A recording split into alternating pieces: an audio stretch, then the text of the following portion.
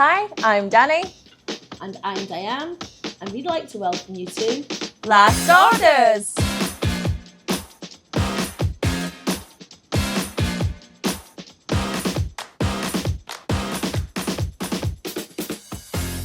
So, here we are, episode 4. 4, I know, mad. Mad. Didn't think we'd get past 1. But, okay, so someone out there is listening to us. Might be my mum and dad, but never mind. So back for episode 4 of Last Orders. I love it when we do that. Yeah. It feels good. Okay, and this episode, we're going to talk about technology in pubs. Yes. Do we want it or not? Well, I think before we get into that big debate, I think I'm going to need a drink for this one, I think. So today I am having a Sol, which is a Mexican-based beer. Yeah, Pilsner style lager. Yes. And a little bit of lime just to... Sass it up a bit. Yeah. Ooh, spraying in my face. Oh dear. There we go. Cut while we're getting the lime out our eye.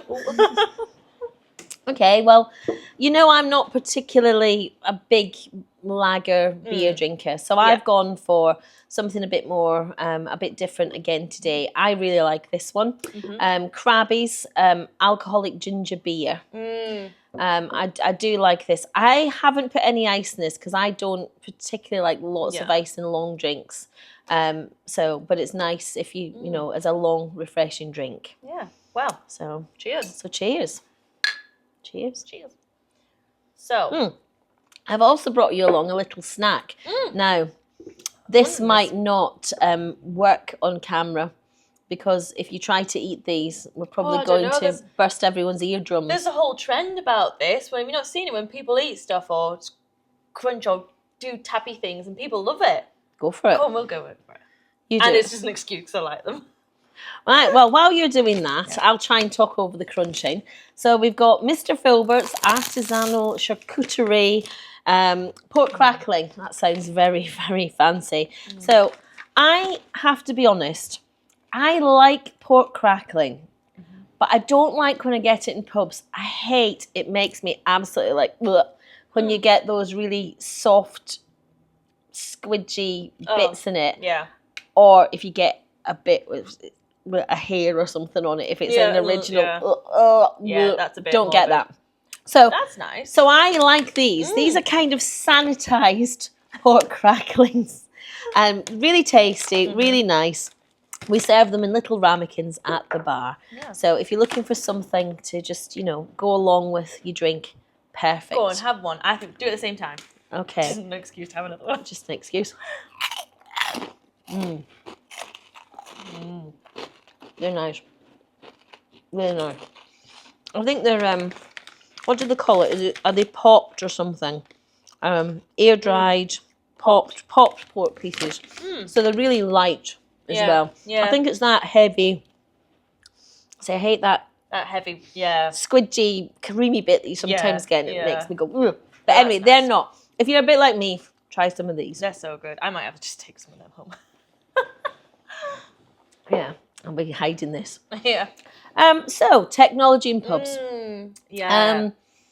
So in the last 10, 15 years, 10 years probably, we've seen lots of technology. Some of it behind the scenes. Yeah. That don't necessarily, isn't customer facing. People don't necessarily see. We use a technology piece of software for rotas. Yeah. For staff rotas. Yeah. And as soon as they walk in the building, it tells us that they're there. And when they walk out, great, because most people forget to sign in and out. It was my pet hate when you used to have to come in and you'd have to sign in and remember what time. Writing it on a piece of paper and then finding a pen. Yeah, that works. And, and there's no argument about it because people, when they come in, when they go out, they're tagged in and out. Really good, easy to do, makes from my point of view, and I know from the managers who do the rotas, an awful lot easier to do. So I love that. Yeah, I love that. We've also had tablets. We've had a number of different kinds of tablets for ordering when we've done table service. I'm still not convinced about that. Yeah. I can do it just as easily on a piece of paper and a Well, pad. I like the tablet because, some people might not know, I'm really dyslexic. Yeah. So writing for me was a bit probably not fair on the chefs because they had to figure out like the Da Vinci Code, what I wrote down. So I think for me, I quite like the tablets because I can just confidently go, yep, that one or that one. But then at the same time, I am a bit of a sucker for a bit of pen and paper, as much as I can't write very well. Yeah. So it is good. Yeah, tablets for ordering. I think for me, if I'm doing it, a pen and paper is far quicker, but that's more to do with me and my lack of abilities than the technology. So we've got tablets for that. We've got the ordering through QR codes and things like that.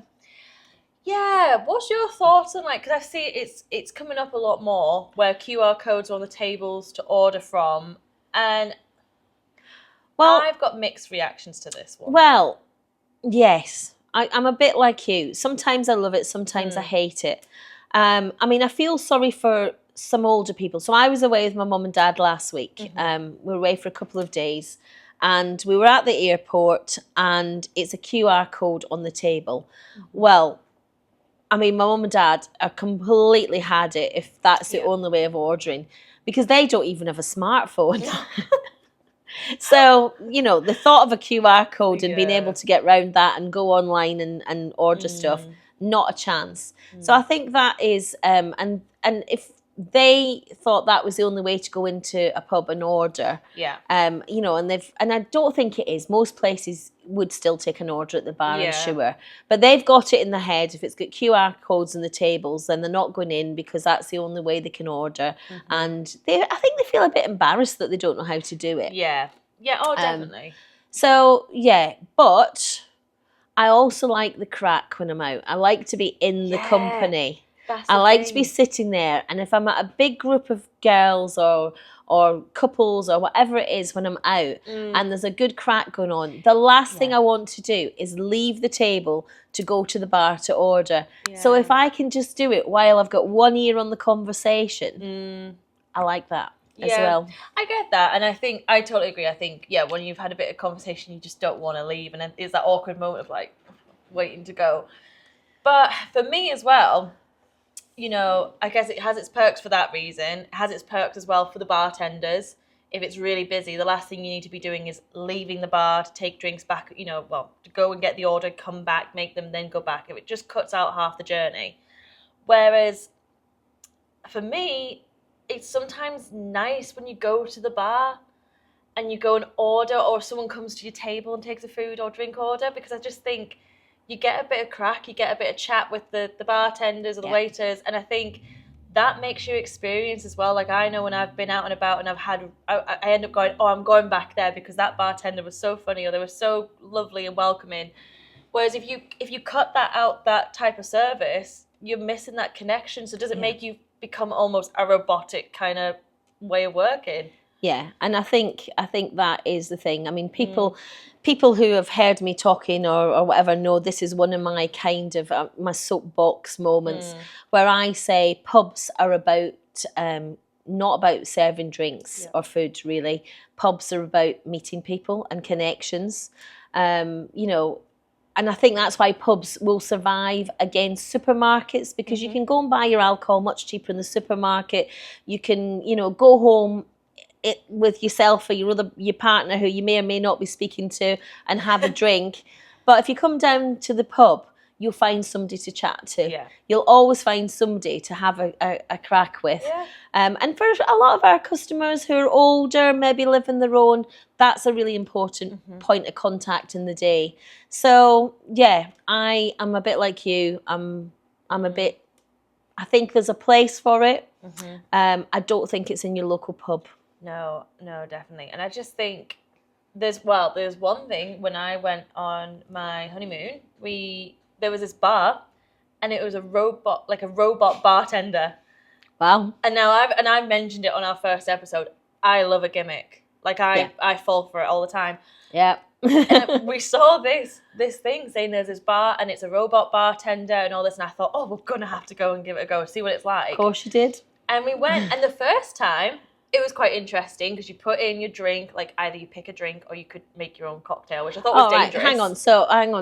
Start again. So this is a machine. It's not like it's like R2D2 coming to you. All right, okay. No, it was a full on. You picked your drink on a little tablet, or you can pick a cocktail, or you can make your own cocktail, which I thought was risky because also sometimes with your bartenders, they know what goes and what's nice and what's actually a nice drink. And if you're making your own, you so waste there's your a money. skill to it. There is a skill to it. So I think it just becomes a bit messy if you're doing it yourself. And I think, but you went and you would put what you wanted, and it was these kind of like robotic arms that came from the ceiling, and they'd pick out these bottles. Where were you on honeymoon? It was like a cruise. It was like a cruise ship thing. And it was out of space. Yeah. It felt like I was in Star Wars, you know. Or any other kind of space franchise out there, because we don't want to get done by Star Wars benching just then. Anyway, but wow. It was like these little spider arms, and it'd come down, it picks up the alcohol, pulls it all in, and then it would put it on this little conveyor belt thing that was sent down to the end of the bar to you. And at first I was like, ooh, that's quite interesting, that's different. But then the second time we went, oh, go on, we'll have another one before we go off for dinner or something. And then we kind of got to a point, me and my other half, Matt, who some people know very well, he worked here at the pubs as well. You know, we both started chatting and said, actually, this isn't really as fun because we're not getting to chat to the staff.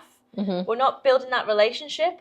And we actually never went back to that bar. We always went back to the bars where there was maybe a staff member or bartender who really made the experience fun. Yeah.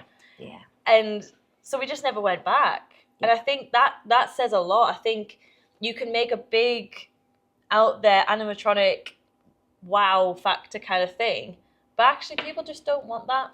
People want connection and chat. It's the connections, and good staff make a pub. Yeah. Good staff really do make a pub, and I think we've got a great staff. Yeah. You know, heads up, cheers to all our staff who are not here at the moment, but they do definitely make the pub.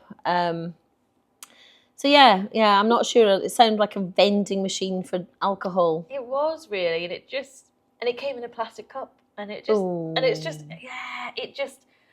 So I think for me, technology has some form of a place. But I think it does. Excuse me, and I think it's interesting because coming up to April, which is a big date for a lot of small businesses when a lot of the things implemented in the last budget will come in. Yeah. Lots of businesses are kind of looking around at the moment to see what corners they can cut in terms of costs.